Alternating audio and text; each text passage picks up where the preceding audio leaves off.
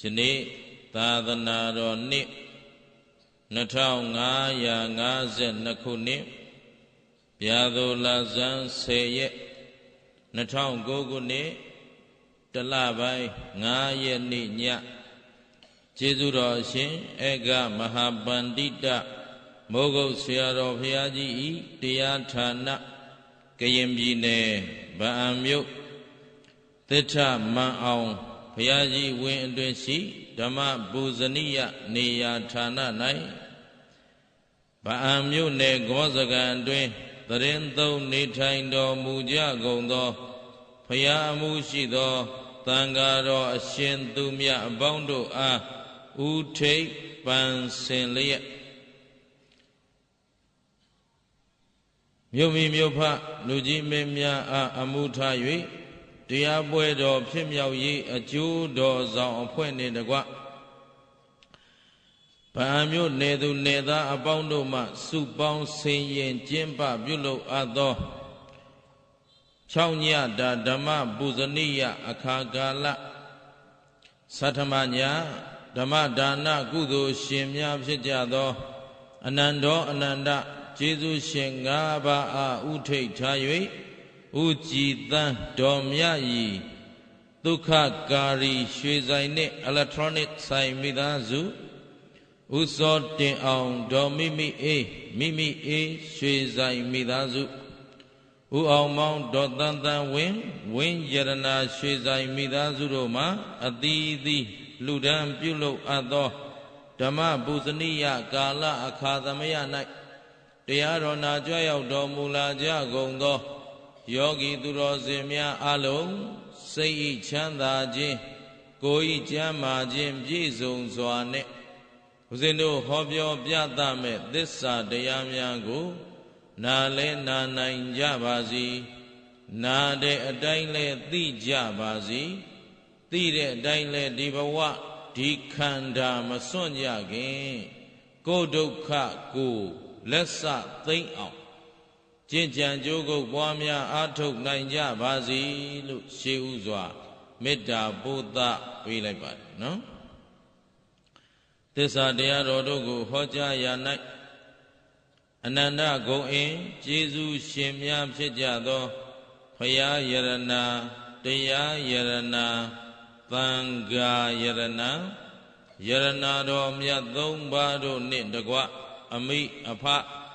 ဆရာသခင်ကျေးဇူးရှင်အပေါင်းတို့အားပူဇော်ကျေးဇူးဆတ်သောအပြင်၎င်းဘုဇင်ဤမျက်မှောက်သို့ယနေ့တရားနာကြွရောက်လာကြသောတန်တရာဤဆွေတော်မျိုးတော်အပေါင်းတို့အားကျေးဇူးဆတ်သောအနေနဲ့ဟောကြားသွားမှာဖြစ်ပါတယ်အလုံးသောတရားချစ်ခင်သူတော်စင်အပေါင်းတို့လည်း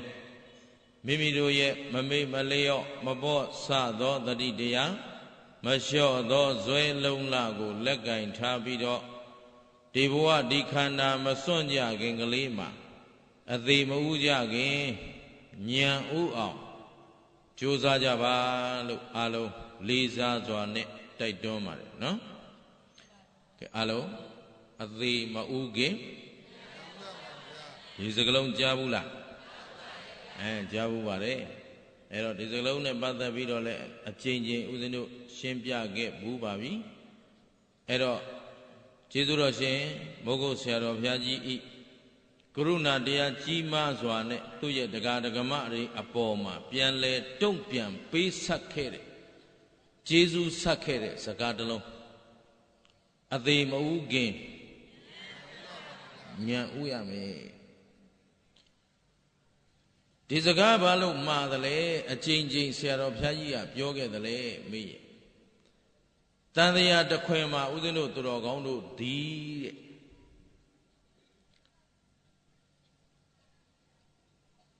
သခင်ဖြစ်ခဲ့သလားကျွန်ဖြစ်ခဲ့သလားဘု து ကျွန်လဲသာဓုသာဓုသာဓုတဏှကျွန်ဘု து ကျွန်လဲတဏှာစေရတွားနေရတဏှာခိုင်းတာလုပ်နေရ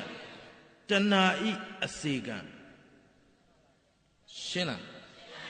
ဒီနေ့အထိဦးဇင်းတို့သူတော်ကောင်းတို့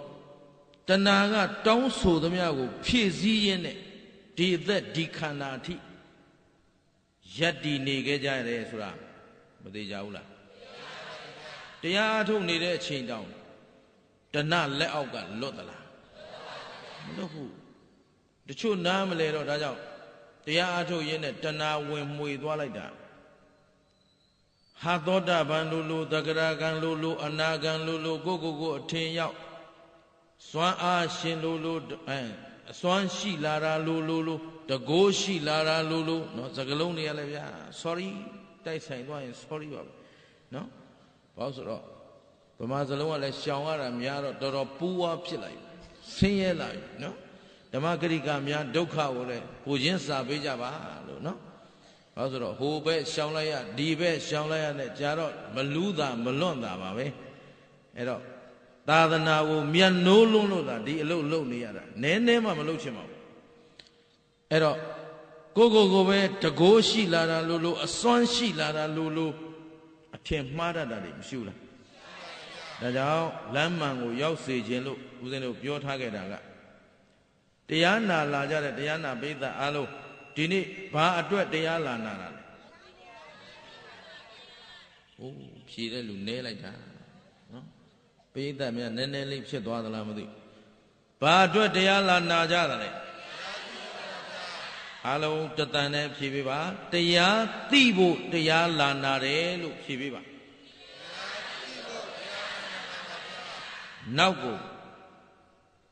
ဘယ်ဆရာတော်ဟောတဲ့တရားသွားဘယ်လူဟောတဲ့တရားနာလူလဲဟောနိုင်ပါတယ်ယဟန်လဲဟောနိုင်ပါတယ်သီလရှင်လဲဟောနိုင်ပါတယ်ဟောတတ်ပြောတတ်ရင်မဲသူမဆိုဟောနိုင်တယ်ရှင်းတယ်နော်ဒါကိုလည်းဦးဇင်းတို့သတိပေးရပါလိမ့်မယ်လူကတရားလာဟောနေတယ်အေး तू သိရင်ဟောမယ်သူကိုယ်သူယုံကြည်ရင်ဟောမယ်သူစေတနာရှိရင်ဟောမယ်ယုံကြည်ရင်နာယူတရားဆိုတာလွတ်လပ်စွာဟောပိုင်ခွင့်ရှိရမယ်အဲ့ဒါနော်အမှန်ကမိမိတို့စီစစ်ပြီးတော့ယူအခုဦးဇင်းတို့ဘုရားသားတော်အမိခံတော့ဘုရားတရားတော်နဲ့ညီအောင်ဟောရမယ်သားတော်အမိမခံခြင်းရင်ကိုကြိုက်တာကိုဟောမယ်ရှင်းလားငါရသေးဝတ်ထားရင်ငါကြိုက်တာဟောပါပဲကြိုက်တဲ့လူလာခဲ့မကြိုက်တဲ့လူသွားဘယ်သူမှဘာမှပြဿနာဖြစ်เสียအကြောင်းမရှိဘူးရှင်းတယ်နော်ဗုဒ္ဓဘာသာတရားသာထောက်ခံစာယူရတာပါဘယ်တရားမှထောက်ခံစာမယူရပါဘူးစိတ်ထဲမှာသိမကျေနပ်ဘူးဒါပေမဲ့မကျေနပ်လဲကြောက်တော့ဘာမှမတတ်နိုင်ဘူးနော်သဘောပါသလားဘာရှိစေပြရှိစေတော့ကြလူရင်းတွေပျောက်သွားနော်အဲ့တော့တန်တရားတစ်ခွင်လုံးမှာတို့တွေဟာတဏှာဤကျွန်အဖြစ်နဲ့တဏှာစေခိုင်းသမျှလုံနေရတော့တရားလာနာတဲ့အခါလဲရည်ရွယ်ချက်မမှန်ဘူးကုသိုလ်ရခြင်းလို့တချို့ကကျေးဇူးရှင်ဘုရားဆရာတော်ဘုရားကြီးကဒါကြောင့်ပြောတယ်ကုသိုလ်ရခြင်းတရားလာမနာနဲ့တဲ့လမ်းထွက်တပြက်စီလဲကုသိုလ်မရဘူးလားရေဦးစင်တဲ့ကုသိုလ်မရဘူးလားဘာလို့လဲဆိုတော့ကုတရားဟောနေတာကုသိုလ်ရယုံတက်မဟုတ်လို့ဆရာတော်ဘုရားကြီးကတန်ဖိုးညော့သွားမှာဆိုလို့ပြောတာရှင်းသလားအဲ့တော့ဟောတဲ့လူကလည်းတရားသိအောင်ဟောရမှာဖြစ်သလိုနာတဲ့လူကလည်းတရားသိဖို့နာမှဒါတရားနာပရိသတ်အမှန်ရှင်းသလားနာမည်ကြီးလို့လားနာလားအထင်ကြီးလို့လားဥဒုမင်္ဂလာကိုတော့လုံးဝအထင်မကြီးပါနဲ့အားလုံးကိုပြောပါတယ်သုမင်္ဂလာဘာမှထူးထူးထွေထွေတတ်လို့မဟုတ်ဘူး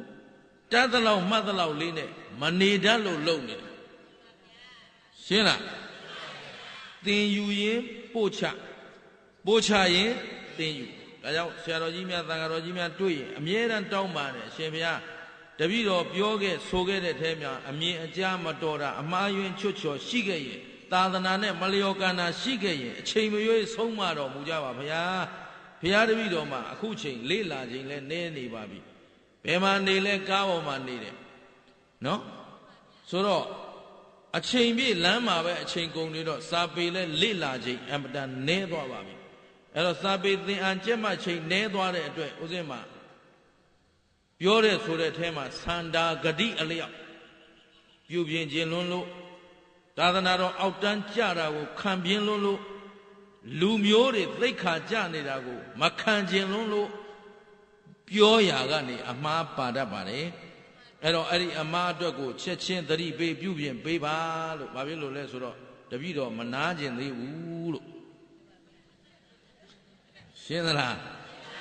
မနာကျင်တာတော့တခြားကြောင့်မဟုတ်သူမင်္ဂလာအမတန်ပြင်းပါတယ်မှန်သူမင်္ဂလာအခုံမင်ဆုံးအလုပ်ကိုပြောပါဆိုရင်အိတ်တာပဲ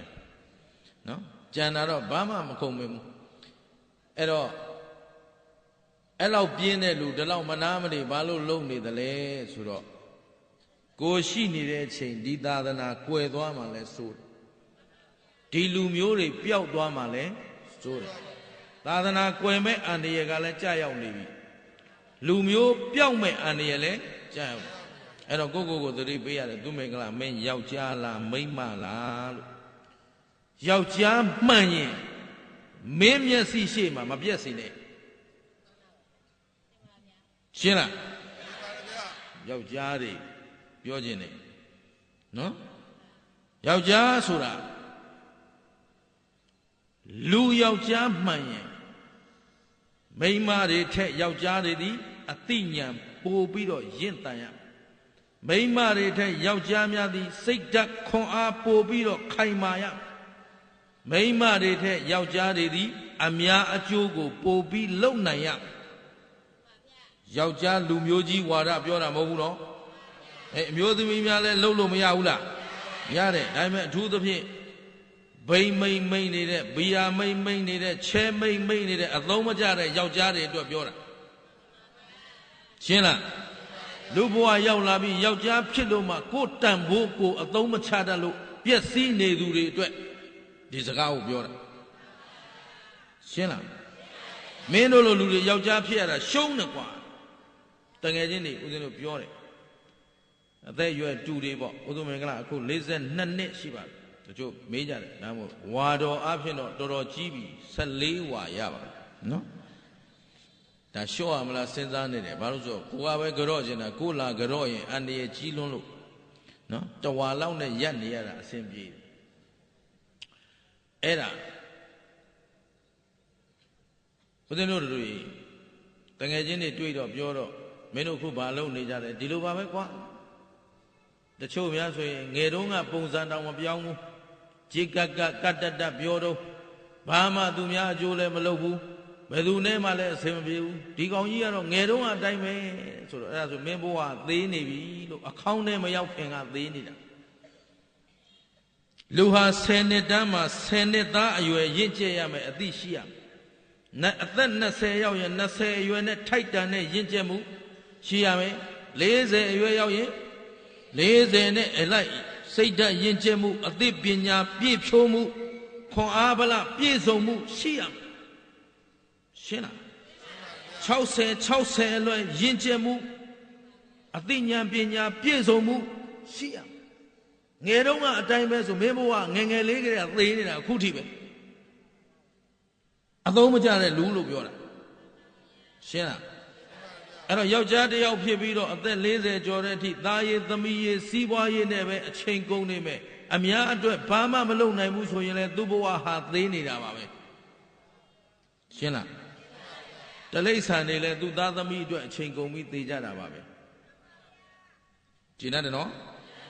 ဒါဖြင့်ကိုဟာတလိ္ဆန်လောက်မှအဆင်မရှိသူဖြစ်သွားမှာပေါ့ဘာလို့ဆိုတလိ္ဆန်အတင်းမပြောတတ်ဘူးလူကတလိ္ဆန်မလိမ်တတ်ဘူး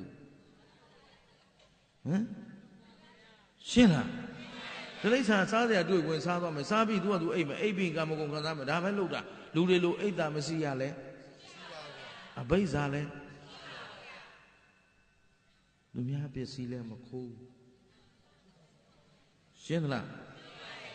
ဟိုမှာသူများလက်မှတ်ထိုးထားတဲ့အကျဉ်လင်များလည်းမရှိတော့သူများသားများခိုးစရာလည်းမလိုဘူးသူတို့ရှင်းလားအဲ့တော့လူဖြစ်လိုက်လို့လူမှတဏှာခိုင်းတဲ့နောက်မှာသားရည်သမီးရည်စီးပွားရေးနဲ့ပဲအချိန်ကုန်ပြီးသေရင်လူပြည့်ကျင့်တတ်သလားကျင့်အနာမတကသံတရားမှာ ကျေးဇူးရှင်မိုးကုတ်ဆရာတော်ဘုရားကြီးရည်ညွှန်းခဲ့တဲ့အဝိဇ္ဇာနဲ့တဏှာအရင်ကံဥပါဒံကံကြောင့်ယုံနံပေါ်မပြောခဲ့ဘူးလားကြည်မူလနှစ်ဖြာပါနဲ့ပါဒီမှာအလဲကောင်းပါအလဲကောင်းပါအားလုံးမြင်တယ်နော်အဝိဇ္ဇာဆိုတာကတဏှာကလိုချင်တာတတ်မဲ့တာနှစ်သက်တာချစ်ခင်တာမှန်သမျှတဏှာကနာမည်အများကြီးရှိတယ်အဲ့တော့လိုချင်တာကတဏှာမသိတာကဒါဟာဘယ်သူတွေလဲလို့မေးရင်သူတော်ကောင်းတို့ဦးဇင်းတို့ရဲ့တန်တရားခေါင်းဆောင်ဘာလဲလဲဟောဒီအဝိဇ္ဇာတဏှာခိုင်းသမျှလောက်ခဲ့ရတယ်ဒါဝသူ့ကိုမိဘနှစ်ပါးလို့လည်းခေါ်တယ်ဒီတန်တရားထဲမှာကျင်လည်နေကြတဲ့တတ္တဝါတွေကိုမွေးထုတ်ထားတာဘယ်သူနဲ့ဘယ်သူလဲဒါကြောင့်မို့လို့ဘုရားကမာတရံပိတရံဟန္တရာစရာဇာနောဒွေစခတ္တိမာတရံပိတရံအမိအဖနဲ့တူတဲ့ဘယ်သူနဲ့ဘယ်သူလဲရာဇာနောမင်းတို့ကိုအုပ်ချုပ်နေတဲ့မင်းနဲ့တူတဲ့ဒါစာရဲရှိတာပြောတာနော်မင်းအတင်းပြောတာမဟုတ်ဘူးကြောက်လွန်းလို့နော်သူတို့နဲ့ပတ်သက်ပြောကုန်ပြောခြင်းမူကြောက်လွန်းလို့မဇ္ဇတနာဘာနဲ့ပါရာဇာနောဒွေစမင်းနှစ်ပါးတဲ့ဘယ်သူနဲ့ဘယ်သူလဲအဲ့ဒါဟန္တရာဆိုတာတပ်ပလိုက်ဘာလို့လဲသူတို့လက်အောက်ကလွတ်အောင်ယုံညာရှင်းသလားအဲ့တော့တန်တရားတစ်ခွင်လုံးမှာတို့ကိုအုပ်ချုပ်လာတာဘယ်သူနဲ့ဘယ်သူလဲခိုင်းစေလာတာဘယ်သူနဲ့ဘယ်သူလဲဒါပြန်ငါတို့ဒီဘယ်သူကြုံဖြစ်နေတာလဲရှင်းတယ်နော်အဝိဇ္ဇာအဖတဏှာအမိဟုတ်ပြီနော်တဏှာဘာလို့အမိပေးရလဲဆိုတဏှာချော့ခိုင်းဟမ်အမေတွေကခိုင်းခြင်းဘလို့ခိုင်းအဖေကတိတ်တိတ်လေးနောက်ကကြိုးကင်မင်းသားကြည့်ပြောတော့ငါမပြောချင်ဘူးဟဲ့မင်းသားမင်းငါမေကြီးမင်းသားဘာခိုင်းလိုက်တော့တဲ့ခိုင်းလိုက်နောက်ကကြိုးကင်ထားနော်ကြိုးကင်ထားတာဘာလို့လဲအခုဆိုတော်တော်များများမဟုတ်တာတွေမဟုတ်မှန်းသိတယ်မပယ်ရဲဘူးနော်ဘယ်သူကအုပ်ချုပ်ထားအမှန်တရားလည်းမပြောရဲဘူးအမှားလည်းမပယ်ရဲဘူးအမှန်လည်းမလုပ်ရဲဘူးရှင်းနေကြတာကဟမ်ဘယ်လောက်များလူပြည့်ရှုံးနေလဲကိုဘဝကိုကတော့ဒီတိုင်းနေရတာနဲ့စာရင်သေလိုက်ရတာအမြတ်သေးရှင်းလားတို့ကတော့ဒါကိုပြောသင်ပြောလိုက်တာပြောပြီးမှသေမယ်မပြောပဲသေရမှာနဲ့စာရင်ပြောပြီးသေရတာမြတ်ရှင်းသလားအဲ့တော့တို့ကဒီမှာအုပ်ချုပ်ထားတာဘယ်သူနဲ့ဘယ်သူလဲတန်တရားခွင်လုံးမှာသူတို့လက်အောက်ကြတယ်အဝိဇ္ဇာခိုင်းသမျှတဏှာခိုင်းသမျှလုံနေရတယ်ရှင်းသလား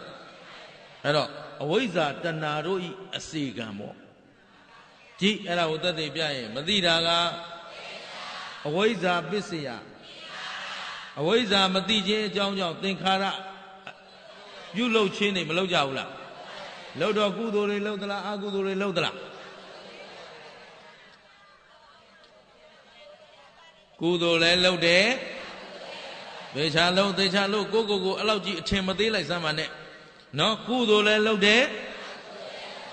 စာလိုကြရင်သူတို့ရွတ်တော့မယ်စာတော့ခင်ဗျားတို့ကကြုတ်ထက်တတ်ပါတယ်ကြုတ်မတတ်ဘူးနော်ဒီမှာကတော့ပုံညာပြီးသင်္ခါရဂိုင်းကြုတ်ထက်တတ်တယ်လို့ပြောတယ်နော်သူတို့သိပြီးသားဗမာလိုမေးတော့တာဘာမှမသိတာကျုပ်ဟောနေတာဘယ်ပြည်တော့ဘာလူမျိုးတွေလို့ပါဠိလိုဟောရမလားအင်္ဂလိပ်လိုဟောရမလားဒါဖြင့်ဘာလို့သိရမှာအေးလေကိုဟာကိုနားလည်အောင်အရင်လို့အောင်ရှင်းလားခုသီလပေးတယ်ဒါအခုအချိန်နဲနေလို့မစမ်းတာတခါလေတရဏဂုံ 3 ပါးနဲ့ပြည့်စုံပြီလားဆိုပြီးကြည့်တ တိသရဏကမ္မနံပရိဘုံဏဆိုတော့အာမဘန္တိဘာမှလည်းမသိဘူးဒီလူမျိုးတွေအတွက်ယူကျုံရလို့ယူကျုံမရဖြစ်လို့မဆုံးဘူးသာသနာတော်အတွက်ဝမ်းနည်းလို့မဆုံးဘူးဒါမို့လို့ဆရာတော်သံဃာတော်ကြီးတွေတွေးတိုင်းလျှောက်ရတယ်အရှင်ဘုရားတို့ကြောင်းနေတဲ့ထိုင်မနေနဲ့နော်အပြင်ကဘာမှမကြံတော့ဘူးဘာမကြံတာတော့ဘာမှကိုမကြံတော့ဗုဒ္ဓဘာသာလည်းမရှိတော့ရှင်းလားဘာမရှိတော့ဘူးခင်ဗျားတို့ဒီစကားကိုလက်ခံလားကျုပ်ပြောလို့လက်ခံတာမဖြစ်စေနဲ့နော်ဒါကြောင့်ဥဒ္ဓမင်္ဂလာကြောက်ကြရင်ခင်ဗျားတို့ကကြောက်ကြနေဦးမယ်မပါစေခြင်းမဟုတ်ဥဒ္ဓမင်္ဂလာတော့မရှိတော့ဘူးလို့ဘာလို့ပြောလဲဆိုတော့တို့ဖះဘာလို့ကြောမှမသိပဲဟမ်ဘယ်လိုကြောရမှန်းလဲမသိဘူးဖះတဲ့ရောက်သွားရှိဂျိုးပြေနံပြေဖះရှိရောက်ရင်တွေ့တဲ့နေရာကနေလွတ်တဲ့နေရာထိုင်ကြောလိုက်သလားကိုတောင်ရောက်အောင်သွားသလားဟမ်အဲ့ဒါဖះမတွေ့တော့ဘူးဆိုတာသိကြတယ်သူအကောင်လိုက်ရှာနေစနေကနဂါရှာကြောမယ်ဗုဒ္ဓဟူကဆင်ရှာကြောမယ်အမေတနင်္လာကဩသူတို့တိလိษံပဲကြောတတ်တော့တယ်ဖះမကြောတတ်တော့ရှင်းလားသဘောကောပေါက်သလားနေလေတော့သွားကြည့်ခဲ့ပါသေးတယ်ဇွဲကင်ပင်တောင်ကြီးနာမည်ကြီးလာတယ်ကွာငါလည်းတစ်ခေါက်မှမရောက်ဘူးသွားရအောင်သူမင်္ဂလာလည်းအပါတယ်နော်တာမညတောင်ဒီနှစ်မှရောက်ဘူးတာတာမညလည်းမရောက်ဘူးဇွဲကင်ပင်လည်းမရောက်ဘူးအဲ့တော့သွားကြည့်ရအောင်ဆိုသွားတော့တောင်ပေါ်တက်မယ်လို့တော့ဒီတောင်ဟာတဲ့မောင်နှမ2ယောက်ပိုင်တာတဲ့ဆိုတော့တော်ပြီကွာအခွန်ဆောင်နေရမယ်မတက်တော့ဘူး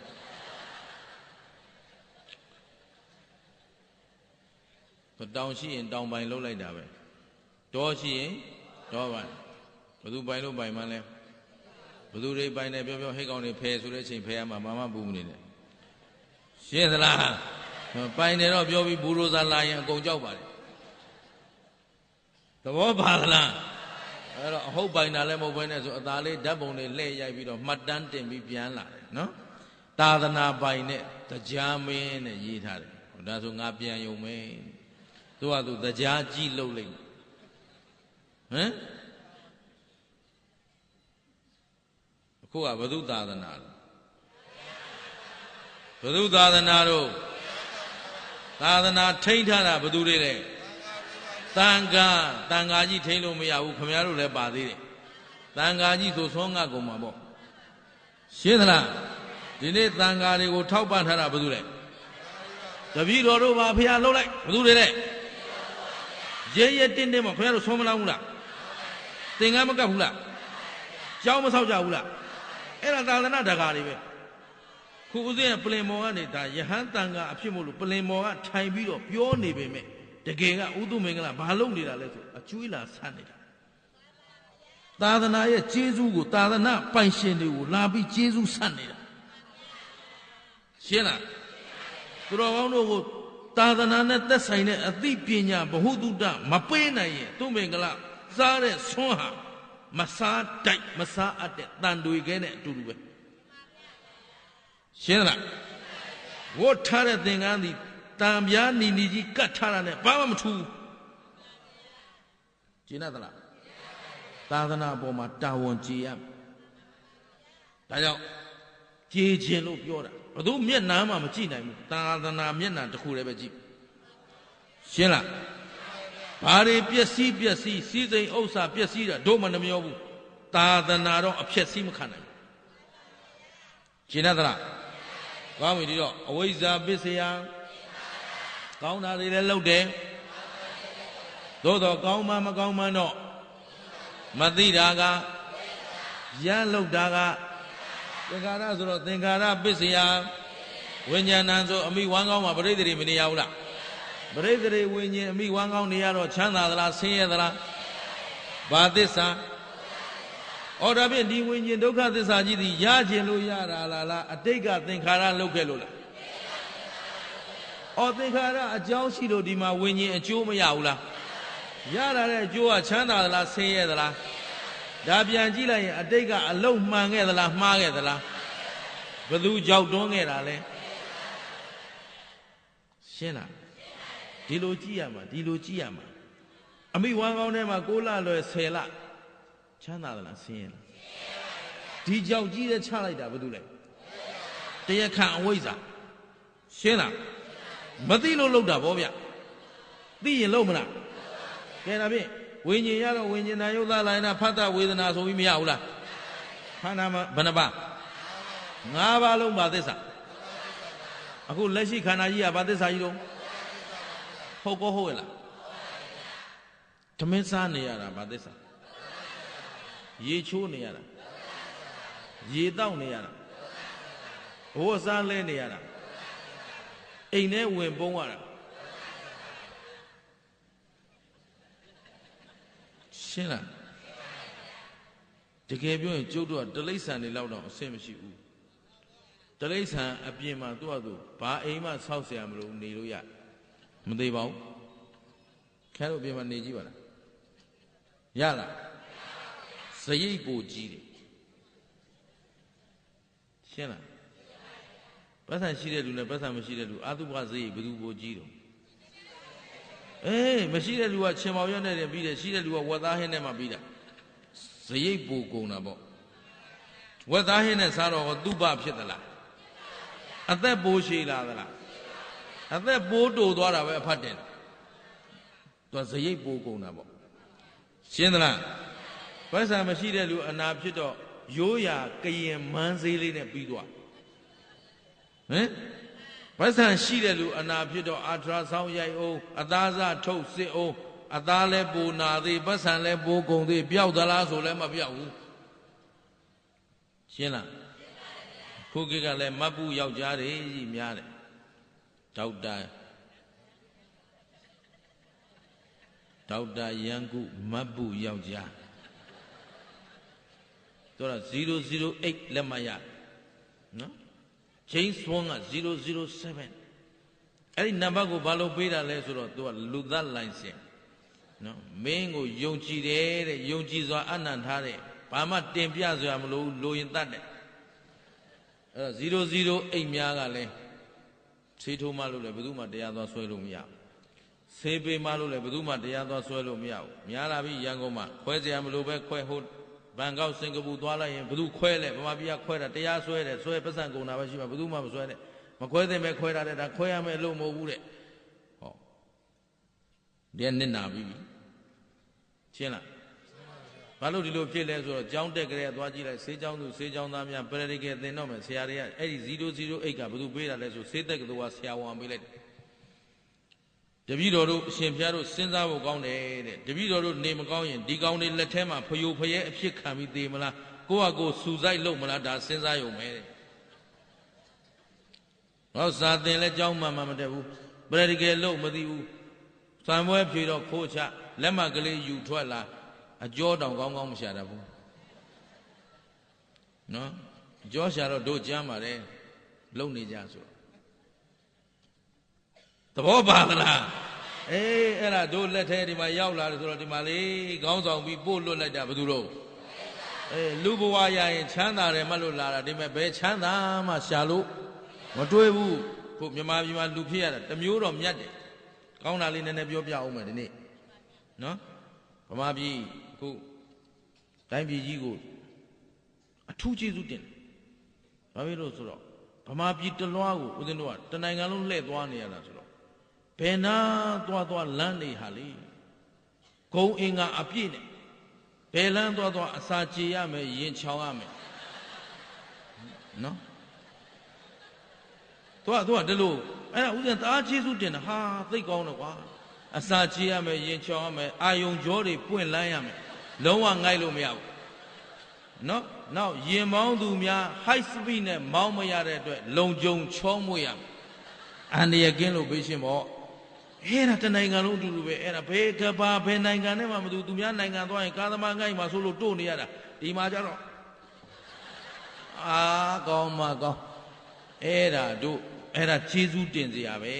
ဒါကြောင့်အသက်ရှည်တာနှုတ်မဟုတ်အသက်တိုးကုန်ကြမှာနော်ဘာလို့ဆိုစားထားတဲ့စားအုံးစီတွေကို ကြေပြက်အောင်ချက်ပေးနိုင်တဲ့လမ်းတွေကိုတော့ဘောကြောပိတ်သေးကုန်မှာဦးဗျရှင်းလားအေးသိကောင်းပါလေနော်အဲ့တော့ခန္ဓာဘယ်နှပါးတော့ဘာသစ္စာတော့ဒုက္ခသစ္စာကြီးကတော့ဒီဒုက္ခသစ္စာကြီးကိုယွံမုံနီးညင်းငွေနေသလားตาယာနေသလားตาယာတာကဆွဲလန်းတာကကြည့်လေဘလောက်ဒုက္ခတွေပြောလို့မှခင်ဗျားတို့အပြုံးမပြတ်ဘူးရှင်းလားအမှန်တရားများပြောရင်သူကရည်စရာတောင်ဖြစ်နေသေးတယ်အဲ့တော့ဝေဒနာပစ္စယတဏမကောင်းတာကြိုက်လားကောင်းတာကြိုက်လားကောင်းတာကဝေဒနာကြိုက်တာကဝေဒနာပစ္စယတဏဆိုတော့ဒီဘဝကိုခေါင်းဆောင်တော့မှဘာလို့လဲတဏခေါင်းဆောင်တော့မစားရရင်မနေနိုင်တာကမဝတ်ရမနေနိုင်တာကမတွေ့ရမနေနိုင်တာကမပေါင်းရမနေနိုင်တာကအဲ့တော့ဥပါဒဏတော့ဥပါဒနာပစ္စယကာမဘဝဆိုပြီးကာယကံဝစီကံမနောကံနေမလုပ်ဘူးလားလို့တော့ကာမဘဝပစ္စယဇာတိဟိဆိုခန္ဓာဘယ်နှပါးဘာသစ္စာလဲကြည်စံအတိတ်ကသင်္ခါအဝိဇ္ဇာခေါင်းဆောင်ပြီးသင်္ခါရလို့တော့ဘာသစ္စာရလဲပြစ္ဆုတ်ပံမှာဘယ်သူခေါင်းဆောင်လဲကာမဘဝတွေလို့တော့ဘာသစ္စာပဲရလဲဒါဖြင့်သံတရားတစ်ခွင်မှာသမုဒိယလှုပ်လိုက်သမုဒိယလှုပ်လိုက်သမုဒိယလှုပ်လိုက်ဒုက္ခရလိုက်သမုဒိယလှုပ်လိုက်တေချာပြောသမုဒိယလှုပ်လိုက်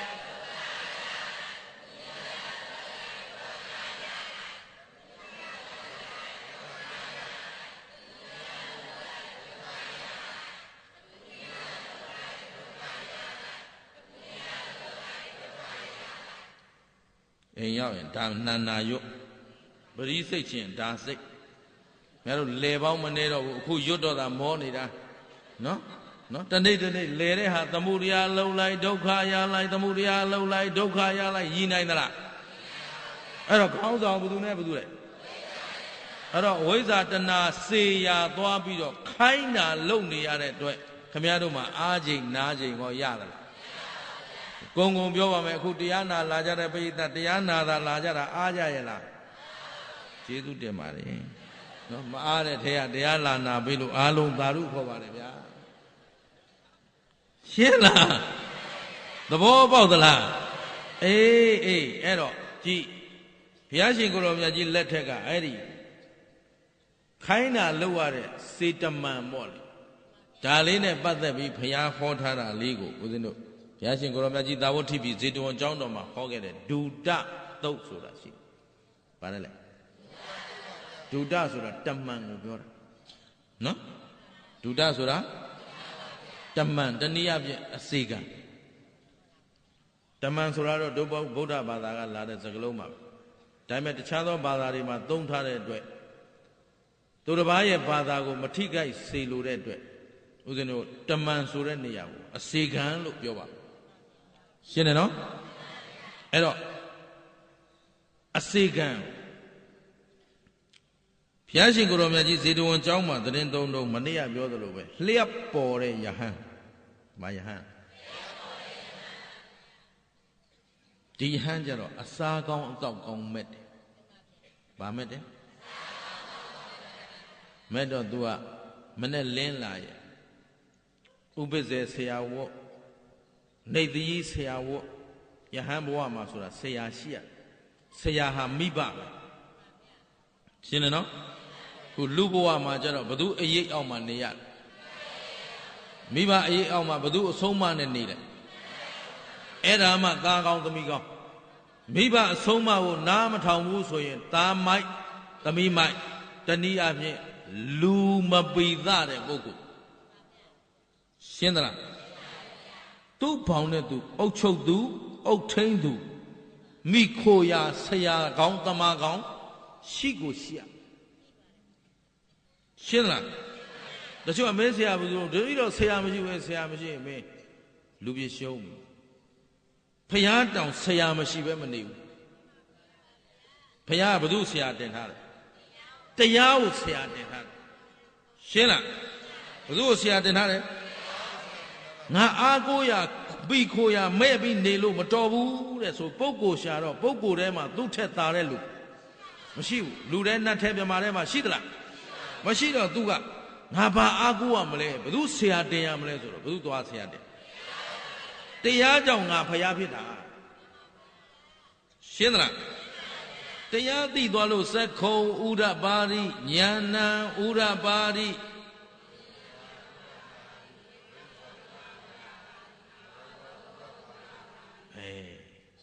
အကုန်သိပြီးသားဦးဇင်းသိတယ်နော်တို့တကားဒကမတွေကိုဦးဇင်းနည်းနည်းကလေးမှစိတ်ထဲမှာအထင်မသေးဘူးသူတို့တတ်တယ်မေ့နေတာတတ်တာဘေးဖယ်ဖယ်ထားပြီးတော့သူတို့ခိုင်းတာလုပ်နေတယ်ဘယ်သူခိုင်းတာတဏှာခိုင်းတာလုပ်နေလို့တကယ်ကတို့ကဘယ်သူနောက်လိုက်ရမလဲဉာဏ်နောက်လိုက်ရမှာရှင်းသလားကိုကအစေကံဖြစ်ရမှာလားစီစဉ်ညွှန်ကြားသူဖြစ်ရမှာဒီချာလုံးနော်ကဲတရားအထုတ်နေတယ်လှုပ်ကုတ်ပြီးတော့မငြိမ်မသက်ထိုင်နေတာနဲ့ငြိမ်ငြိမ်ကလေးထိုင်နေတာဘယ်ဟာပို့ပြီးတော့အဆင်ပြေလဲဟုတ်ပြီလှုပ်ကုတ်နေတဲ့လူနဲ့ငြိမ်ငြိမ်လေးနေတဲ့လူဘယ်သူကပိုတန်ဖို့ရှိလဲလှုပ်ကုတ်နေတာဘယ်သူခိုင်းတာလို့အဲ့တော့ဒီငြိမ်နေတဲ့လူကလည်းငြိမ်ကျင်လို့ငြိမ်နေတာလားငြိမ်အောင်ထိန်းထားလို့ငြိမ်နေတာလားအေးကိုထိမ့်သိမ့်နိုင်တဲ့လူနဲ့မထိမ့်သိမ့်နိုင်တဲ့လူဘယ်သူကတန်ဖို့ရှိတာလဲဩအသိဉာဏ်ရှိသူကဒီလိုလှုပ်လို့မသိတော့ဘူးဆိုမလှုပ်ဘူးကွာဒီလိုပြောလို့မအပ်ဆက်ဘူးဆိုရင်မပြောဘူးကွာရှင်းလားဒီလိုလှုပ်ကင်လိုက်လို့အကျိုးစီးပွားသူများလည်းပျက်စီးမယ်ကိုယ်လည်းပျက်စီးမယ်ဆိုရင်မလှုပ်ဘူးကွာရာဟုလာလေးကိုလေဘုရားရှင်ကိုတော်မြတ်ကြီး9နှစ်သားကဆုံးမထားတာ9နှစ်သားမှာကိုရင်ဝတ်ပြီးတာနဲ့ရာဟုလာချစ်သားရာဟုလာမင်းငါဘုရားသာသနာထဲရောက်လာတဲ့အခါမှာတစ်စိတ်ကကြံတော့မယ်ဆိုလဲစဉ်းစားအောင်ကိုကြံတဲ့အကြံဟာသူတစ်ပါးဆင်းရဲကြောင်းဖြည့်မယ်ဆိုရင်ဆက်မကြံနဲ့ကိုဆင်းရဲမဲ့အကြံဆိုလဲမကြံနဲ့ကွာရှင်းလားတေချာမနော်တခါလေကိုတွေးပြီးကိုဆွေးနေတာတွေမရှိဘူးလား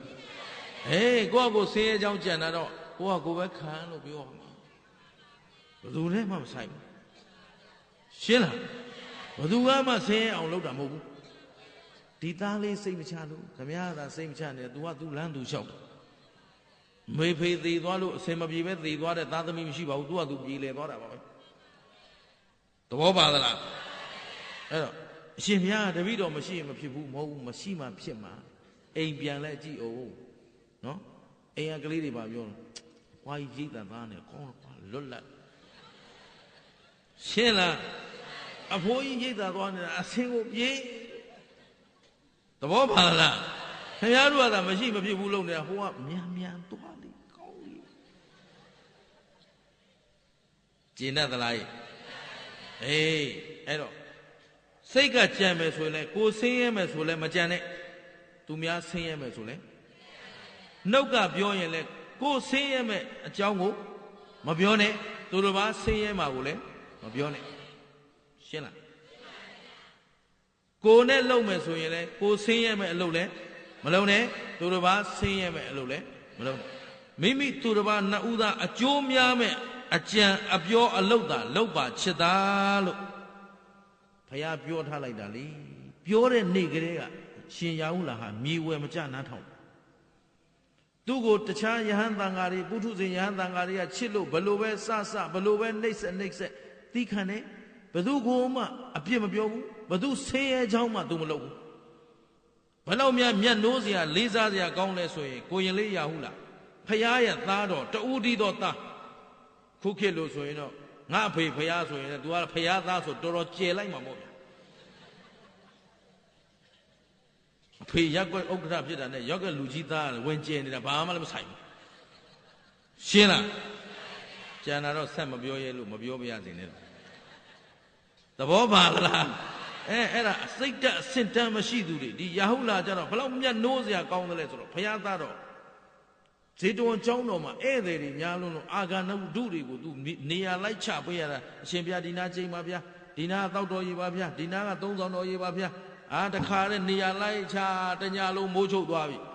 ဘုရားဖူးတွေကများတော့နေရာချပေးသူအိတ်စရာနေရာမရှိတော့လိုက်ကြည့်ဘယ်နာမှမရှိဘူးယဟန်တန်ဃာတွေအိတ်တဲ့နားလဲသူသွားအိတ်လို့မရဘူးဘုရားပြောထားတာတာမဏေတွေယဟန်အိတ်တဲ့နေရာမအိတ်ရဆိုတော့လိုက်ကြည့်ဘယ်နာမှခါတိုင်းတော့ရှင်သာရိပုတ္တပုတ္တရာတဲ့သွားတိုးလိုက်ရှင်မမောက္ကလန်နဲ့သွားတိုးလိုက်အရှင်အနန္ဒာနဲ့သွားတိုးလိုက်ပေါ့ရာဟုလာကလေးလေးကိုအဲ့တော့အခုဘုရားကသတ်မှတ်ထားတော့သူခင်ဗျစီကံရှိတော့အိတ်မရတော့လိုက်ရှာတယ်ဘယ်နာသွားတွေ့လို့ဆိုတော့ဘုရားကုဒီအိမ်နဲ့သွားအိတ်နေရာအဲ့နာပဲလွတ်တော့ရှင်းလားမနဲ့လင်းလာဘုရားကုရီတဲမလို့တကားဖွင့်လိုက်ရောဟောရာဟုလာထဲထဲမှာခွေးလေးအိတ်ရှင်းလားဂိုင်းတို့ဘုရားသားတော်ကြတော့လေနော်စင်တန်းတော်တော်နှိမ့်တာပဲဟုတ်လား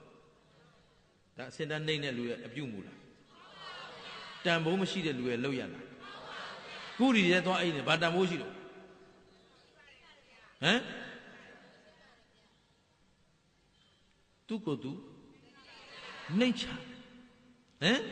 ဖရာစကားကိုတသွေမတိန်နားထောင်ယဟန်နေအိတ်တဲ့နေရာမအိတ်ရဘူးဆိုလွတ်တော့လွတ်နေတယ်တဲ့ယဟန်နေအိတ်တဲ့နေရာဒါပေမဲ့ तू မအိတ်ဘူးရှင်းလားသဘောပေါက်သလားအဲ့ဒီအလုပ်မျိုးဟာစိတ်ဓာတ်အစင်တန်းမရှိသူလုပ်တဲ့အလုပ်လားစိတ်ဓာတ်အစင်တန်းမြင့်မားသူလုပ်တဲ့အလုပ်လားကိုနှိမ့်ချတတ်ခြင်းအများအကျိုးငါရွတ်ဆောင်တတ်ခြင်းဟာစိတ်ဓာတ်ခွန်အားရှိသူတို့မှလုပ်နိုင်တယ်ဘယ်သူသေးငတေမှာပြီးရောကြီးနိုင်ငယ်ညင်းဆိုတာလူအလုပ်လားတလိ္ဆန်အလုပ်လားရှင်းလားဘုရားစကားကိုအဲ့လိုတသွေမတိန်နားထောင်ဦးဇင်းတို့ကဘုရားရှင်ကိုလည်းကြီးညိုတယ်ဘုရားရဲ့ပါရမီဖြစ်ပဲအတိတိရှေ့ကျိတ်အက္ခသာဝကမဟာသာဝကကြီးတွေကိုလည်းကြီးညိုတယ်ရှင်းသလားကိုယ်တိုင်လိုက်နာနိုင်သမျှအတတ်နိုင်ဆုံးလိုက်နာအောင်လဲကြိုးစားတယ်ကိုယ်တိုင်သူတို့အကျင့်ကိုမမီသေးတောင်မှမိအောင်အမြဲတမ်းကြည်ညိုတဲ့စိတ်နဲ့မျက်နှိုးနေတယ်တန်မိုးထားနေတယ်ရှင်းသလားရာဟုလာအရှင်မြတ်ကြီးပြိဋိဘံစံတဲ့အထိအဖရာရဲ့စကားကိုနားထောင်သွားလိုက်တာသူပြိဋိဘံစံတော့နတ်ပြည်သွားပြီးသူ့ကိုယ်သူတေဇောဓာတ်လောင်ကျွမ်းပြီးတော့သူဓာတ်တော်တွေနတ်ပြည်မှာဇေဒီတည်ထားတာရှိတယ်ဖူးကြည့်ရင်www.tawarinda.com မှာရှာကြည့်လိုက်ရှင်းသလားအဲ့ဒီမှာရှိတယ်အဲ့ဒါဖူးကြည့်ရင်ဟိုမှာဓာတုဇေဒီရာဟုလာရဲ့ဓာတုဇေဒီရှိတယ်အဲ့တော့ရှင်ရာဟုလာဟာလူပြည်မှာပြိဋိဘံစံရင်ဖရာသားတော်ဖြစ်တဲ့အတွက်ကြီးကျယ်တဲ့ပွဲကြီးတွေလှုပ်ချင်လှုပ်နေဥမှာပေါ့ဘုန်းကြီးသေးရွာကြီးတဲ့အမှတ်တာဘုန်းကြီးကသူ့အတူပြန်တော်မူသွားပြီဘာလှုပ်ရှားမရှိဘူးခေါင်းထဲတွင်းမိတကြိုလိုက်ပြီးသွားပြီတာဝန်ကြီးပြီကုသိုလ်အမျှဝေလိုက်ပြီးပြီအဲ့ဒါဘုန်းကြီးပြန်ပွဲလှုပ်တာရွာလဲကြည်ရောအဲ့ပွဲကြီးလှုပ်လိုက်တာကုသိုလ်ဖြစ်လားအကုသိုလ်ဖြစ်လားရွာထဲကပတ်စံလဲကုန်သွားပြီအကုန်လုံးလဲဖတ်ကုန်မောသွားပြီကုသိုလ်လဲတပြားမှမရလိုက်ဘူးရှင်းလားသဘောပေါက်သလားဗုဒ္ဓဘာသာဤဗုဒ္ဓဘာသာဝင်များဤအလွဲများလို့စာအုပ်ရေးရင်ပြောတောင်ကုန်မယ်မထင်ဘူးရှင်းလားသဘောပေါက်သလားဘယ်သူလက်အောက်ရောက်နေလို့လဲဒီမှာဒီယဟန်လေးလဲပြန်ကောက်တော့ကြဒီနေ့မပြီးရင်မော်လမြိုင်လိုက်နာနေရမယ်နော်အဲ့တော့ယဟန်လေးကလက်ပေါ်လော်လီအစားကောင်းကြိုက်တော့မနဲ့ဆရာဝတ်တပည့်ဝတ်တွေမလုပ်ဘူးစောစောထပြီးတော့သူကဘယ်ပြေးတော့ဆိုတော့ဟင်းကောင်းကောင်းလောင်းတဲ့ဝိတာခါတို့အိမ်တို့အနာတပိန်တို့အိမ်တို့ဟုတ်ပြီနော်ဟင်းကောင်းကောင်းလောင်းတဲ့နေရာဆွန်းကောင်းကောင်းရမယ့်နေရာအရင်ပြေးဟိုမှာဝိတာခါရင်ရောက်သွားရင်အာရပါရအဲ့ဒီမှာထိုင်စားထိုင်ဆုံးဖုံးပြီးရင်တခါအဲ့ဒီကနေအာမရဘူးအနာတပိန်အိမ်ပြေးဟုတ်ပြီနော်ဟင်းကောင်းကောင်းဆွန်းကောင်းကောင်းလောင်းတဲ့နေရာပဲပတ်ပြေးနေရှင်းသလားစရေးတာမဲ့ကြရင်လည်းသင်္ကန်းကောင်းကောင်းရမယ့်နေရာသွားတယ် ဟုတ်ပြီနော်များလူတဲ့အရာမှနေတယ်ကထိန်ခင်းတဲ့ကာလဆိုရင်လည်းများရမယ်အကြောင်းကိုဝါဆိုတယ်ရှင်းလားအဲ့ဒါလျှက်ပေါ်တော့ခြေကနံပေးတာတွေပါလေမပါသေးဘူးအဲ့တော့ချင်းမပေါ်သေးလို့တော့ပါသလားလတ်လာပါမလို့မှာဖုံးကန်အလို့မှာကိုထင်ကြီးစေခြင်းအလို့မှာကြည်ညိုသူပေါ်စေခြင်းအလို့မှာလုတ်ပြီးဆိုတာနဲ့ဘုရားအဆုံးမနဲ့မညီတော့ဘသူခိုင်းတာလို့ကျတော့ဒီရရှိဗုဒ္ဓဘာသာတွေတဏှာခိုင်းတာလို့မလားဘုရားခိုင်းတာလို့ဘသူခိုင်းတာလို့မလဲခုနရာဟုလာလေးလှုပ်သွားတာတွေ့သလားအေး तू ကဘယ်နှစ်သားနားထောင်တာလဲအဲ့တော့အသက်ဘယ်လောက်ရှိဘူးကိုယ်အသက်ကိုယ်သာပြန်ကြည့်တော့ငါဖះစကားနားထောင်ပြီလားလို့ရှင်းသလားကိုင်းလာပြီလျှက်ပေါ်ပြီးတော့အဲ့ဒါလို့ပေါ့မလုတ်သင့်မပြုတ်သင့်မပြုတ်ထိုက်တာတွေပြုတ်သင့်ပြုတ်ထိုက်တာကြတော့မပြုတ်ဘူးအဲ့တော့စေတသိက်ဖះစီရောက်ဆုံးမတော့ချစ်သားမင်းဟာဒီလိုလျှက်ပေါ်တဲ့အကျင့်ရှိတယ်ဆိုတာဟုတ်သလားမှန်ပါဗျာအေးတစ်ချိန်ကလည်းမင်းဒီလိုလုပ်လို့သဘောကောင်းတဲ့တရားမျှတတဲ့မင်းနဲ့တွေ့လို့မင်းဇက်မပြတ်ခဲ့တာ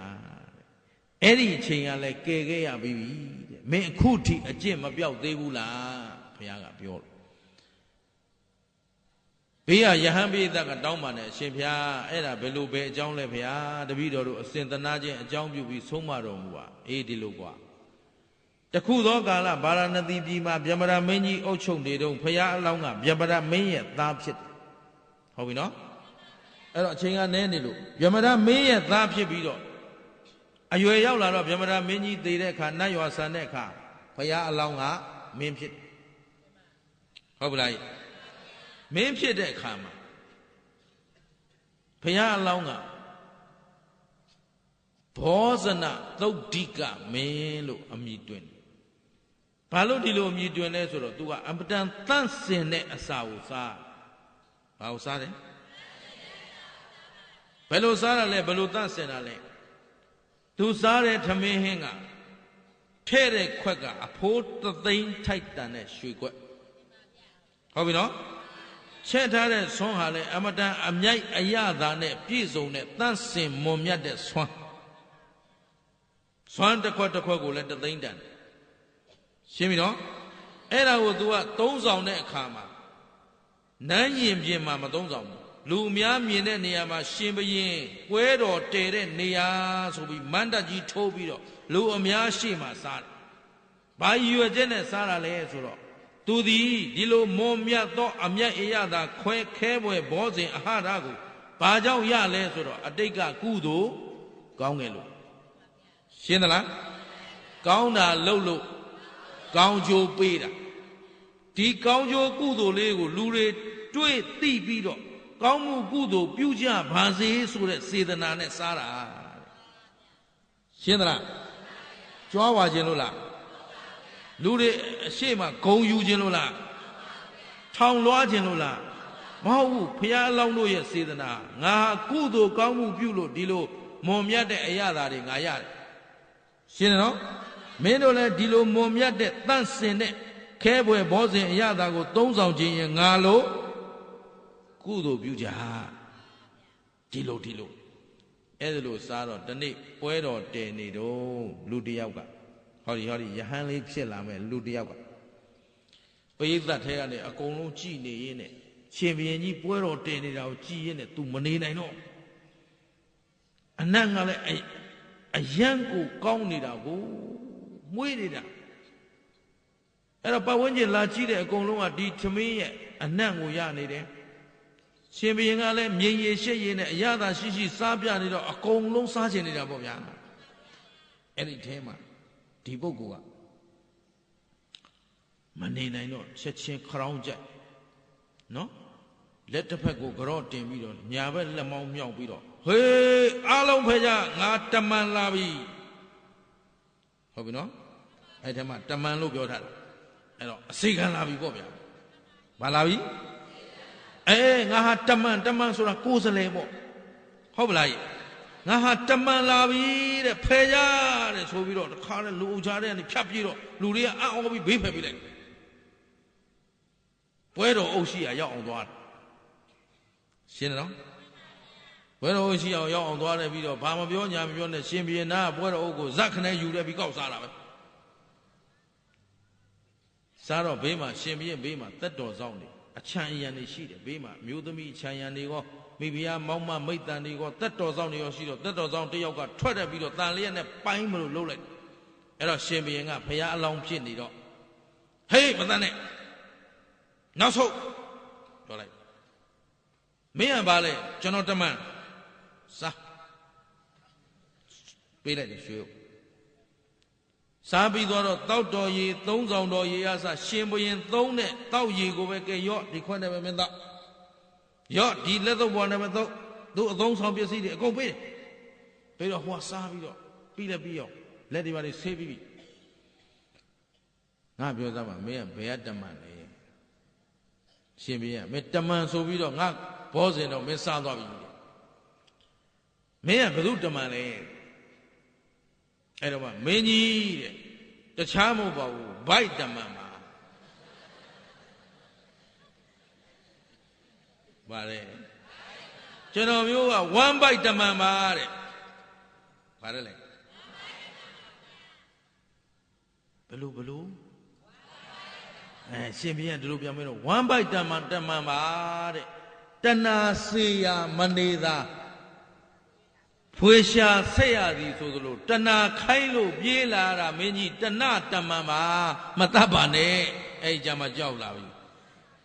ရှင်းသလားဘယ်သူတမန်နဲ့တဏှာတမန်ဘယ်သူခိုင်းတာလို့ရလဲတဏှာခိုင်းတာဝမ်ဘိုက်တမန်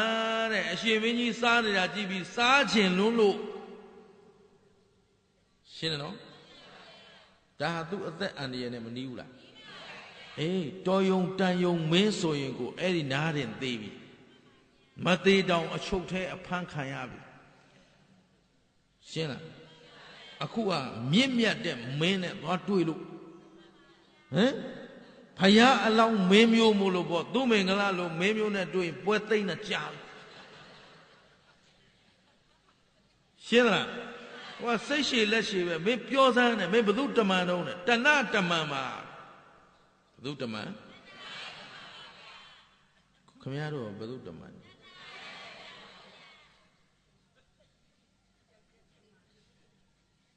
ရှင်းလားဘု து အစီကံနေလဲတဏှာဆာလာပြီဆိုပြေးဟေးဘာရှိလို့ပေးစမ်းရှိတာနဲ့လွေးတဏှာကအဝတ်လဲပေးစမ်းဆိုရင်ပေးစမ်းရှော့ပေးစမ်းဘာရှိတော့ရောသွားလဲတဏှာခိုင်းသမျှနေပူနေတယ်အပြင်မထွက်ချင်ဘူးဆိုတဏှာသွားကြွေးတောင်းကြီးဒီချိန်သွားမှရမှာဆိုသွားသဘောပါသလားခင်ဗျားတို့ဘု து တမန်နေဗုဒ္ဓဘာသာဆိုပြီးဘယ်သူခိုင်းတာလို့တကယ်လို့ရမှာကဖယားခိုင်းတာဖယားကသဗ္ဗပပတ္တအကရဏံမကောင်းမှုမှန်သမျှ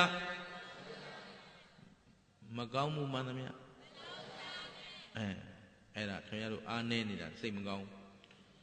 နော်ရှင်းတုန်းကတော့မကောင်းမှုရှောင်ဖြူအောင်စိတ်ကိုထပြန်ပြောကြည့်ပါဦးမကောင်းမှုရှောင်ကောင်းမှုဆောင်ဖြူအောင်စိတ်ကိုထသဗ္ဗပပတ္တအာကရဏကုသလတာဥပါဒမရတစေတပရိယောပတံဣတံဗုဒ္ဓနာသာသနံဆိုပြီးတော့အရင်တော့ရုပ်ခဲ့ကြတာပေါ့အဲ့ဒီမှာမကောင်းမှုရှောင်ဆိုတာကခေတ်မမီတော့အခု2008 2009မှာအဲ့ဒီစကားခေတ်မမီတော့အဲ့တော့ရှေးတုန်းကရေးခဲ့တဲ့ဆရာတော်ကြီးကိုဥတုမင်္ဂလာတောင်းပန်ပြီးတော့ရှင်ဖေဘသူရေးခဲ့တယ်တော့မသိဘူးအခုခေတ်ဒီစကားနဲ့မညီတော့တာတော့အမှန်မို့လို့ပယ်ခွင့်ပြုပါဗျာမကောင်းမှုရှောင်လို့ပြောလိုက်တော့ဥပုသ်ဆောင်ကနေသီလမယူခင်တဏှာလိမ့်လာကြပါတယ်ဗျာရှင်းသလားတို့ဝိလေကြောင်ပတ်လောက်ကုန်ကြပါပြီ ဒီလိုမလုံးနဲ့ဆိုရင်ဟိုလိုလုံးပါတယ်ဟိုဟာမကင်နဲ့ဆိုရင်ဒီဟာကင်ပါတယ်ရှင်းသလားအဲ့တော့ရှောင်ဆိုတဲ့စကားလုံးနဲ့ဒင်းတို့နဲ့မထိုက်တန်တော့ပါဘူးဖရာဟုတ်ပြီနော်အဲ့ဒါကြောင့်မကောင်းမှုမှန်သမျှမလောက်ကြနဲ့ပြန်ပြောဖရာကလည်းဒီတိုင်းပြောခဲ့တာပါပဲသဗ္ဗပါပတ္တအကရဏသဗ္ဗအလုံးစုံသောပါပတ္တမကောင်းမှုမှန်သမျှတို့ကိုအကရဏမပြုတ်နဲ့မကျင့်နဲ့မလုံနဲ့ရှောင်ယုံရှောင်ခိုင်းတာမဟုတ်ဘူးလုံကိုမလုံနဲ့ရှင်းလားသဘောပေါက်သလားမကောင်းမှုမှန်သမျှကောင်းမှုမှန်သမျှလုံဖြစ်အောင်လုံပြန်ပြောကြည့်သူမင်္ဂလာအရန်ပြောတာမဟုတ်ကုသလတဥပတံပဒကုသလတကောင်းမှုကုသိုလ်မှန်သမျှတို့ကိုဥပတံပဒဖြစ်အောင်လုပ်ရမယ်တဲ့ဥပတံပဒဆိုတာဖြစ်စေရမယ်လို့ပြောတာဆောင်းယုံဆောင်းထားခိုင်းတာမဟုတ်ဘူးခင်ဗျားတို့ဆောင်းလိုက်ပုံကတပည့်တော်တို့ကအလူကြီးလဲပေးပြီးပြီ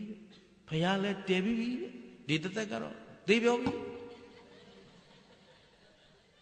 အလူကြီးကဘယ်နှခါပေးတာလဲအဲ့အလူကြီးပေးဖို့ရှာလိုက်တာဘယ်လောက်ရှာတသက်လုံးဟမ်တသက်လုံးလှုပ်လာတဲ့အကုသို့တခါလေးလူကြီးအောင်ဆောင်းပြီးလူတာမဟုတ်ဘူးလူကြီးအောင်ဆောင်းတာရှင်းလားနာမည်ပေါ်မဲ့နေရာလူတယ်လူထင်ကြီးမဲ့အလုပ်ကိုလုပ်တယ်အဲ့ဒါအလူမဟုတ်ဘူးငတ်နေသူကိုကျွေးမှအာဟာရအလူဝတ်ဆရာမရှိသူကိုပေးမှအဝတ်အထည်အလူရှင်းလားနေစရာနားခိုစရာမရှိသူကိုနားခိုစရာပေးမှနားခိုစရာအလူစားနိုင်တောက်နိုင်တဲ့လူတွေမငတ်တဲ့လူတွေခေါ်ကျွေးလို့အာဟာရဒါနမမြောက်ရှင်းလားသဘောပေါက်သလားသားလေးရှင်ပြုဆိုပြီးရှင်ပြုတာတော်တော်ပွဲလုံနေတာနဲ့ကုန်တာသဘောပါလားပွဲလုံတာကုသိုလ်လားအကုသိုလ်လားဗိသိက်ဆရာငါအကုသိုလ်ဆိုင်ဝိုင်းငါအကုသိုလ်ရှင်းလားကုသိုလ်လုပ်တော့မယ်ဆိုတော့ငါ့ရင်နေပြီကလေးဆန်ချရအောင်ဆိုတော့သူဆန်ချရင်ဓာတ်ပုံရိုက်တာလောက်ကြည့်နေတာအဲ့ကြတော့လေတန်ခမ်းတရဏံကိစ္ဆာမိမပေါ့ဓာတ်ပုံဆရာတရဏံကိစ္ဆာမိဘုံကြီးဆွမ်းကရအောင်ဆိုတော့ဓာတ်ပုံဆရာဟိုဘက်လဲအောင်ဒီဘက်လဲအောင်လုပ်နေတာဒါမှသူမင်္ဂလာဆွမ်းကတော်မဆိုနေဦးမင်းတို့လောက်ကြပညာဓာတ်ပုံဆရာသိကြပြီလားသိကြပြီးပြီလားအေးမင်းရိုက်တာမင်းရိုက်မင်းတို့ကဆွမ်းကိုအာယုံပြုတော့ကြနေငါဓာတ်ပုံတွေကလို့ဓာတ်ပုံစားနေအောင်ရှင်းလားဆွမ်းကလည်းဆွမ်းမှာအာယုံမရှိဘူးသင်္ကန်းကလည်းသင်္ကန်းအာယုံမရှိဘူးဆိုတော့ဘယ်ကုသိုလ်မှမရဘူးရှင်းသလား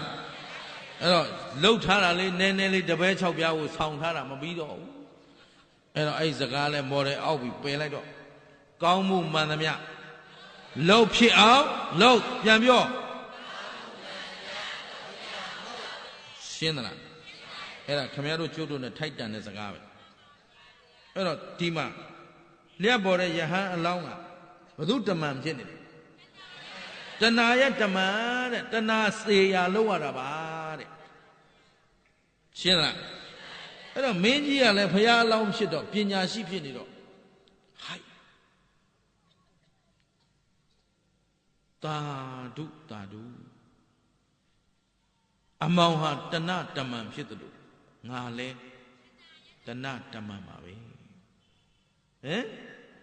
အမောင်ဟာဝမ်းပိုက်စေရာလုံနေတယ်ရတယ်လို့ငါလဲဝမ်းပိုက်စေရာလုံနေရတာပါပဲငါတိုင်းသူပြည်သားလောကထဲရှိတဲ့လူတွေလဲဘု து တမန်နေလဲတဏှာတမန်နေပါတဲ့တဏှာခိုင်းသမျှလုံနေရတယ်ဝမ်းပိုက်စေရာလုံနေရတာရှင်းသလားခုခင်ဗျားတို့နေ့စဉ်ရုန်းကနေရတာစားဖို့နေရေးပဲမဟုတ်ဘူးလားအေးဒါဖြင့်ဘု து စေရာလုံနေရလဲကျင်တတ်သလားဝမ်းပိုက်တမန်တွေပဲတဲ့ငါသင်ပြောတာသိမ့်မှန်တယ်တဲ့သာဓုသာဓုသာဓုငါ့ကိုတရားအသိလာပေးတယ်လို့ပါပဲကွာတဲ့ကျေးဇူးတင်ပါတယ်တမန်ကြီးရဲ့ဆိုပြီးတော့တခါတဲ့ရွာတရွာရာစားခွင့်ပေးလိုက်စုပေးတာဟုတ်ပြီနော် ဘယင်ကနေရွာစားပွဲလဲပေးလိုက်သေးတယ်စင်မြင့်ကျွဲနာမောင်းမမိတ်တန်အပြည့်စုံဆုချလိုက်ဘယင်ပွဲတော်အုပ်လူစားလို့ဟုတ်လားဟုတ်လားဘာကြောင့်ဒီဆုပေးတာ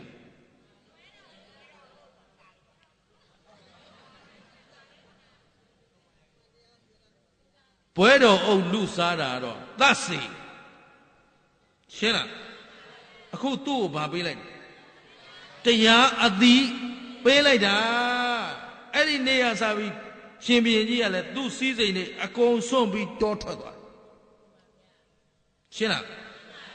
မင်းမဝမ်းပိုက်တမန်မဟုတ်ဘူးကွာငါလေငါတိုင်းသူပြည်သားတွေလဲအနှစ်သာရမရှိတဲ့အလုပ်ကိုလုပ်နေတာတသိန်းတန်ထမင်းစားတော့မအိုးပဲနေသလားမနာပဲနေသလားမသေးပဲနေသလားခုခင်ဗျားတို့ဘလောက်ကောင်းတာကြွေကြွေတေမင်းကိုတားလို့ရသလားဝမ်းပိုက်စေရကောမဆက်ရဘူးလားအဆက်သာဆက်နေရတဲ့အဓိပ္ပာယ်ကိုရှိသလားခန္ဓာဘယ်နှပါးပြန်ကြည့်သားရုပ်တရားနဲ့ရုပ်နဲ့နာနဲ့ရုပ်နာနှစ်ပါးမြဲသလားကဲအားလုံးကြည့်သားခင်ဗျားတို့ခန္ဓာမှာကိုယ်ရုပ်ကိုနှလုံးသွင်းကြည့်သားငယ်တုန်းကရုပ်နဲ့တူသေးလားမြဲလို့လားမမြဲလို့လားဒီနေ့ရုပ်နဲ့မနှက်ပြန်ရုပ်မတူဘူးမနှက်ပြန်နဲ့ဒီနေ့ဘယ်ဟာသိမဲ့ပဲหนีသွားမနှက်ပြန်သိမဲ့ပဲหนีသွားရှင်းတယ်နော်ဒီနေ့ကကူးလိုက်တာနဲ့ဒီနေ့တရက်ကူးပြီဆိုရင်သေဖို့တရက်หนีလာအဲ့တော့တရက်ကြီးလာတိုင်းဟာသေဖို့ဘယ်သူတားလို့ရမြဲအောင်ဖန်လို့ရသလားတဏှာကမြဲအောင်လုပ်ပေးနိုင်လားရှင်းတယ်နော်ဒါဖြင့်ဘလို့ပြုစုအိုမြဲနာမြဲသေမြဲဘာမြဲလဲဘာကောင်းလဲခန္ဓာကြီးကဘာသစ္စာကြီးရှင်းတယ်နော်တန်တရားဆိုတာခန္ဓာကလည်းရှိလေဒီမှာအဝိုင်းပြေးနေအဝိုင်းပြေးဆိုတော့ကရုတ်ကင်းလျှောက်တယ်လို့ပဲဘာထူးသွားလို့ဘယ်နာရောက်ရင်ထူးတော့ဘယ်နာရောက်ရင်ထူးတော့အဝိုင်းပြေးကြည့်သားရှင်းလားတန်တရားကြီးသာရှည်လာတာအိုလိုက်နာလိုက်သေလိုက်မွေးလိုက်အိုလိုက်နာလိုက်သေလိုက်မွေးလိုက်အိုလိုက်နာလိုက်သေလိုက်သမုဒိယလုံလိုက်ဒုက္ခရလိုက်သမုဒိယလုံလိုက်ဒုက္ခရလိုက်တဏှာခိုင်းလိုက်ပြေးလိုက်ရတဏှာခိုင်းလိုက်ပြေးလိုက်ရပြီးတော့ဟတ်ထိုးလဲသေတော့ခုခင်ဗျားတို့ဘယ်ရလာကြအားလုံးဘယ်ရလာခင်ဗျားတို့ကျုပ်တို့ရဲ့အမြဲနေအိမ်ဟာတဲအိုးပြန်မလားသူခိုင်းတာလုံနေရင်တော့ဘယ်သူခိုင်းတာလုံမလဲဖယားခိုင်းတာရှင်းသလားဘယ်သူခိုင်းတာလုံမလဲတဏှကျွန်လုံမလားဖယားကျွန်လုံမလား